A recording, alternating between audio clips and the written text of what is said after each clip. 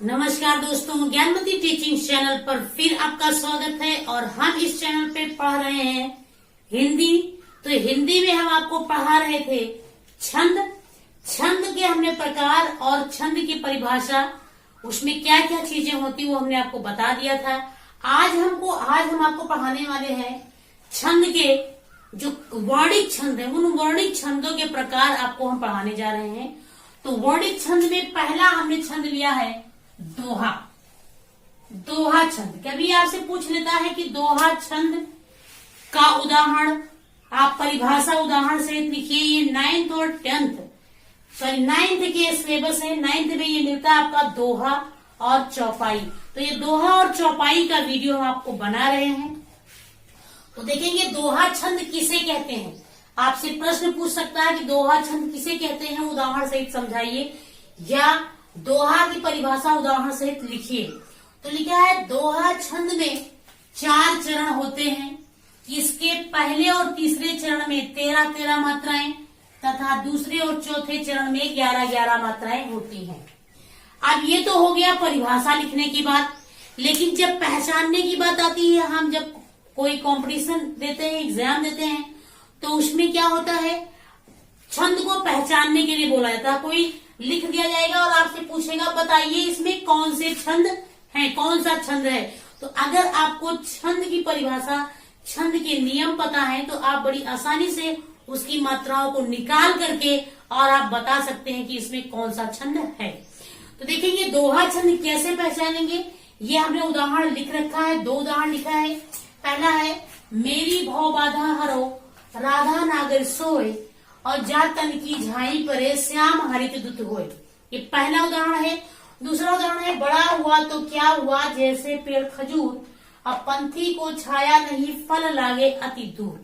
ये 2 उदाहरण है। अब हम कैसे पहचानेंगे कि ये दोहा है। तो इसमें जो है पहले और तीसरे चरण में आपके 13-13 मात्राएं आनी चाहिए। तो ये आपका पहला चरण है, ये आपका दूसरा चरण है, ये आपका तीसरा चरण है और ये आपका चौथा चरण है। तो चलिए अब मात्रा निकाल के देख लेते हैं क्या ये दोहा है। तो देखेंगे यहाँ पे आपकी एक ही मात्रा है, ये डबल लगेगा, ये भी डबल, ये एक है 1 है, ये डबल, ये डबल, आपका ये और ये गिन लेंगे।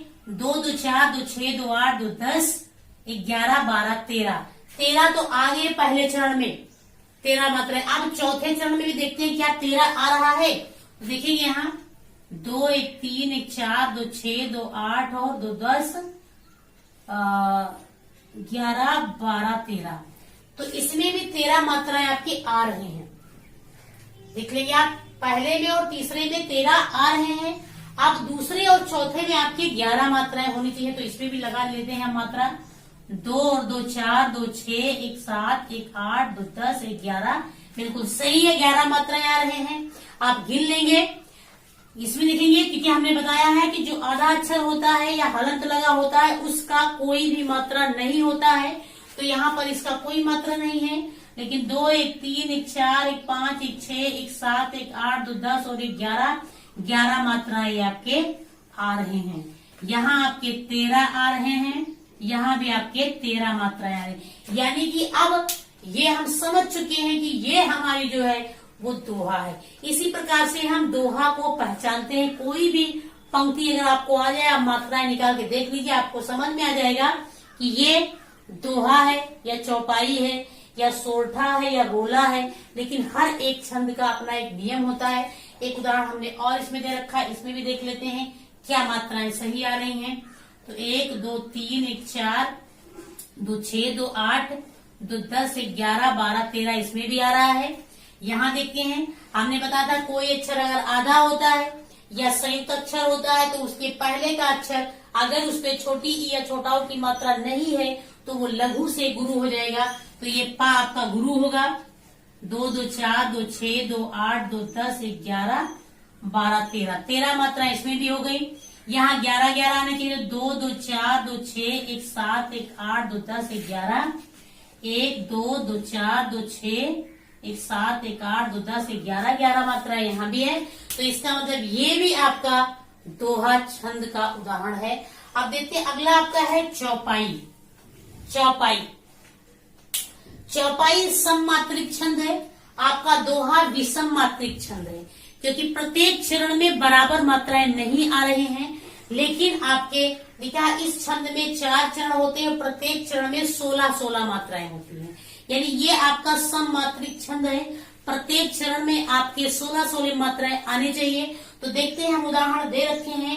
पीत बसंत परिकर कटिभा था, चारु चाप सरसोहत हाथा, तनु अनुहरत सुचंदन खोरी, श्यामल गौर मनोहर चोरी। तो देखेंगे पहला चरण आपका यहाँ से यहाँ तक हो गया, ये आपका हो गया दूसरा चरण, ये आपका हो गया तीसरा चरण, और ये आपका हो गया चौथा चरण। तो यहाँ आपके कॉमा से ही चरण आपके निर्धारित हो रहे हैं। इसको हम 4 लाइन में भी लिख सकते थे, लेकिन हमने 2 लाइन में ही लिख दिया है। तो इसमें प्रत्येक चरण में 16 मात्राएं आनी चाहिए। हम निकालते हैं, देखते हैं 16 मात्राएं आ रही कि नहीं।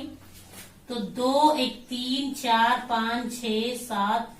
देखिए छोटी की मात्रा तो एक ही लगेगा, इसमें भी एक, ये भी यहाँ पे देखिए बड़ा की मात्रा है, ये आपके हो गए। देखेंगे 2, 1, 3, 1, 4, 5, 6, 7, 8, 9, 10, 11, 12, 2, 14 और 2, 16 मात्राएं आ गई। इसमें लगा लेते हैं आपके, तो ये छोटाऊ की मात्रा लगा, एक ही रहेगा,